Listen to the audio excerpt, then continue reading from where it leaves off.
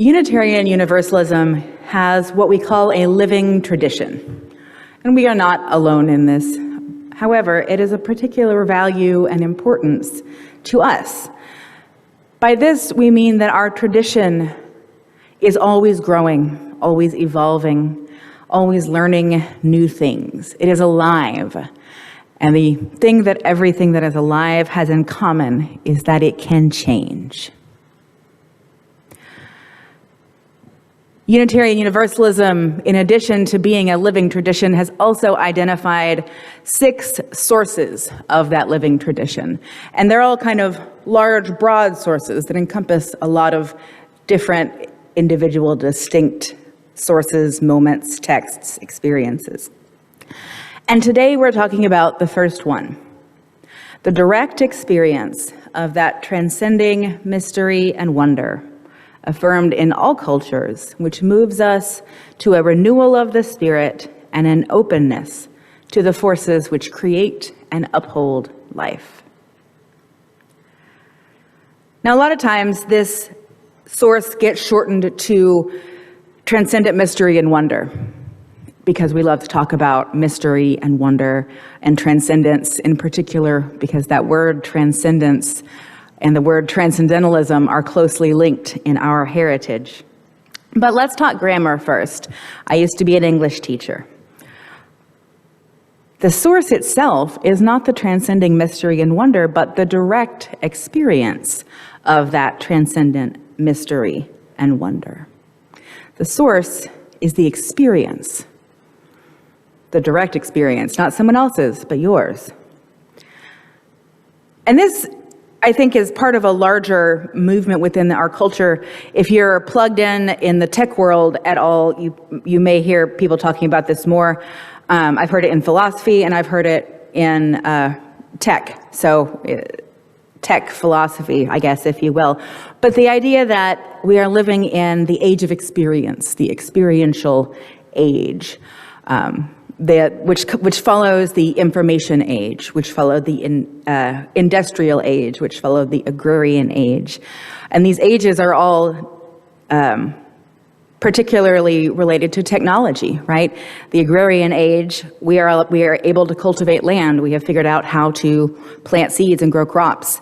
The industrial age, we have learned to use machines to create the things we need.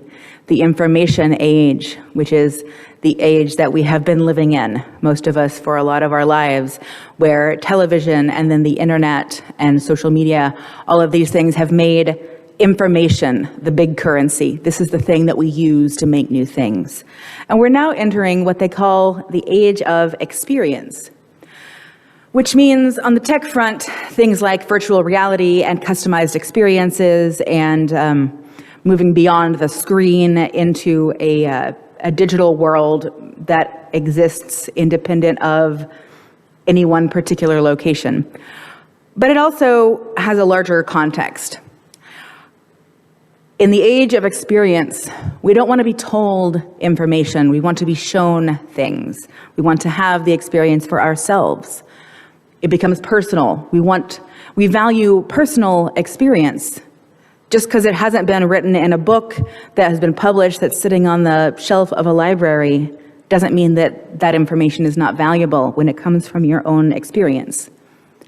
And in that way, everyone is a creator.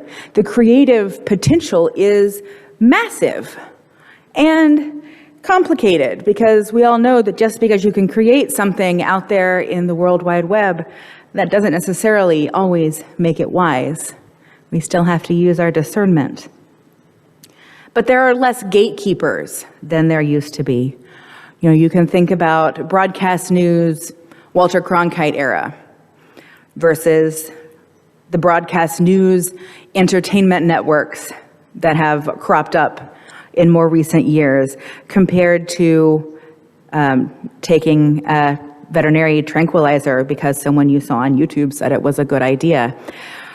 The reduction of gatekeepers in this age where everyone gets to share their experience is a blessing, because we get to hear about experiences we might not have otherwise. I think about all those cell phone footages that have been used to bring justice to people who have experienced oppression and violence, not just ivermectin.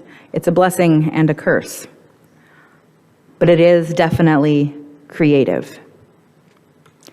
And we're not talking about all kinds of experience here. We're talking about the direct experience specifically of transcending mystery and wonder. So let's talk a little bit about transcending mystery and wonder. These are the direct experiences that give us room for awe, A-W-E. Things that take us out of ourselves, things that shake up our world, make us realize just how big it all really is. Things that bear witness to the ways that the tiny pieces of the universe that are our lives interact with that greater life of everything. Transcending mystery and wonder is the wow of our lives. And who can blame us for looking for a little bit of wow? As was said recently from this pulpit when one of our guest ministers this summer, the world is on fire and we still fall in love. Who can blame us in this moment for leaning into the parts of our lives that make room for mystery and make room for wonder and make room for transcendence? Where do you find your mystery and wonder affirmed? I'd love to hear about it, either in the chat or after the service. For me, the first thing I go to is poetry. I'm a poetry person. Today we heard 3 different poems today. I couldn't delete any of them from the plan. My original plan, when I started thinking about this at the beginning of the week, was, well, I'll just read them poetry for 15 minutes and that will explain it. That will be very clear. But I realized that not everybody works that way. And that's not the only thing I want to say, but we heard 3 different transcendent visions in poetry today. And I remember when my mom asked me, why do you want to study poetry? Because I studied poetry before I went to seminary. And I remember telling her, well, I want to write poems that speak to the truth beyond all the truths and the reality beyond all the realities. And I think I went into ministry for the same reasons. Landscapes, mountaintops, Grand Canyons. Our meditation this week was perfect. If you are a meditator, perhaps you recall that moment in your meditation where you just feel the top of your head lift off and you forget where you begin and the universe comes in. Perhaps mystery and wonder come from being held by someone you love or holding a new life at the end of the day when everything is quiet.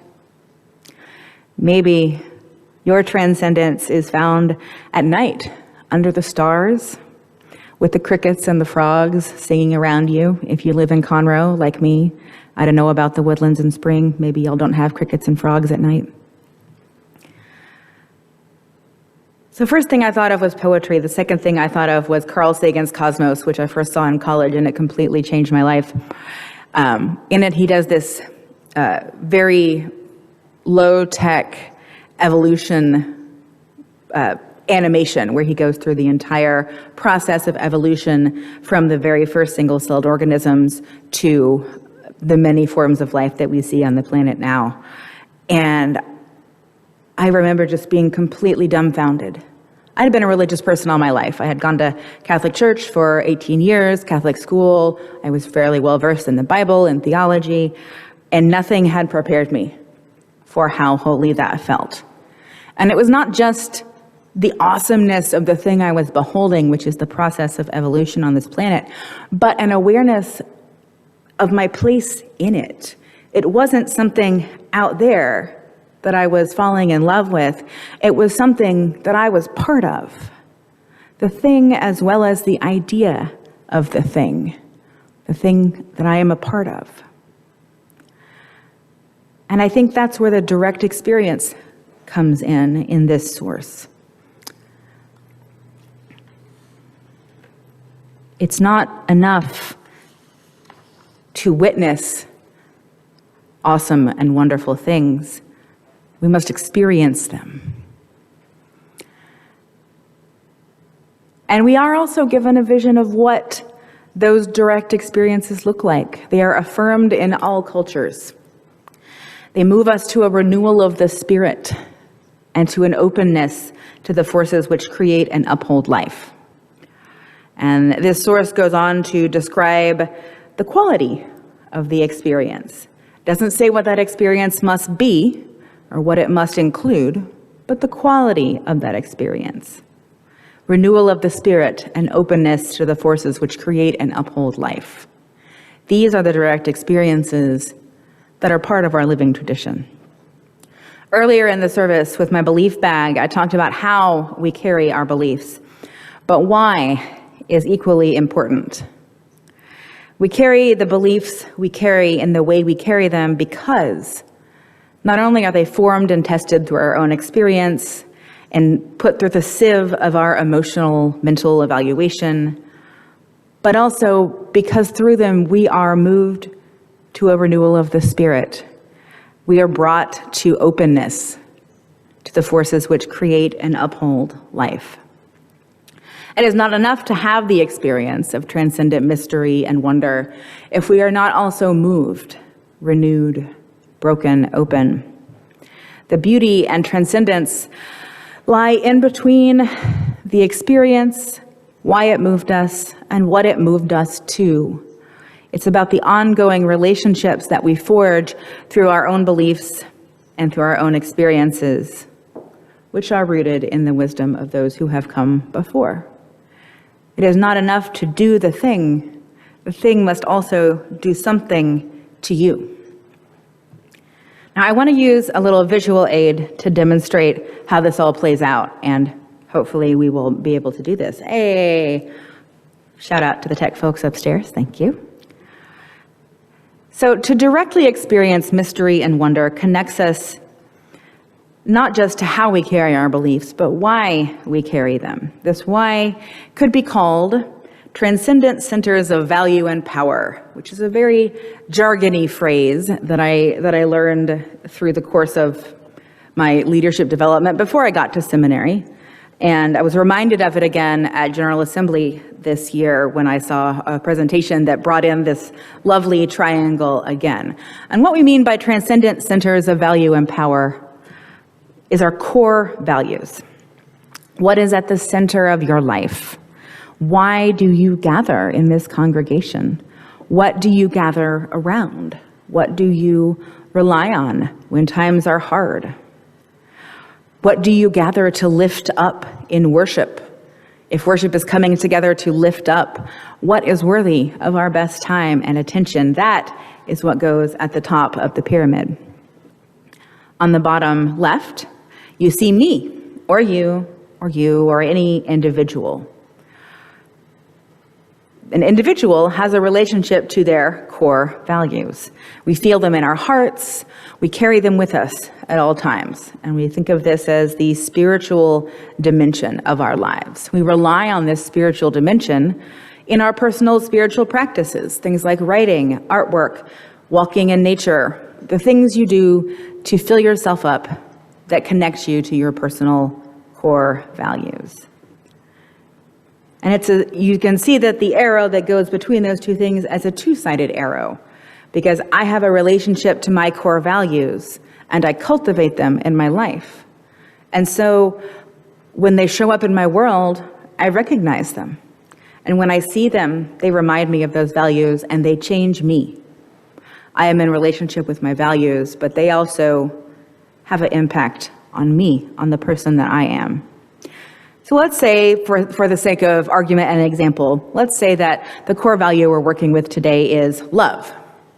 In almost any core values discernment work, love almost always winds up on the list. Love is at the heart of Unitarian Universalism. Relationships are consensual, they are never coerced. So as I bring more love into the world through my actions and my words, I also recognize love when it comes back to me. It changes me. It changes my heart. It helps me relate and reflect back to the world the love that I receive. It is a reciprocal relationship. And there's a third corner here in this triangle. And that corner represents the we, those who have gathered, in our case, the congregation. But this could be true of any community that you feel connected to deeply. And just as I have a relationship with my core values, the congregation also has a relationship with their core values. And in fact, individuals join a congregation in order to bring more of their core values out in the world and to anchor their lives in those values. Now we have two-way arrows here again, because these are all reciprocal relationships. The congregation comes together to make more love, to be more loving with one another, to help love show up in our relationships, to transform the world through justice, which is what love looks like when it has hands. And then that love that we give and focus and root in transforms our congregations, helps us to recognize it ourselves, that we are a gathered people of love. This is the religious dimension, the connection between the us and our core values. My phone is ringing.